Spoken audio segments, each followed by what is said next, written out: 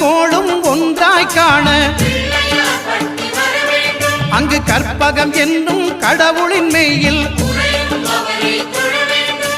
சூரியன் முதலாய் 9 கிரகமும் பலவித குணங்களை கொண்டிருக்கும் எங்கள் கற்பக தருவில் அவை வரும்போது ஒன்றாய் சேர்ந்து பலனளிக்கும்.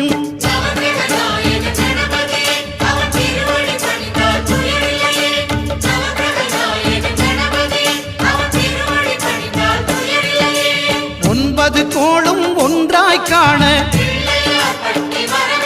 அங்கு கற்பகம் என்னும் கடவுளின் மெய்யில்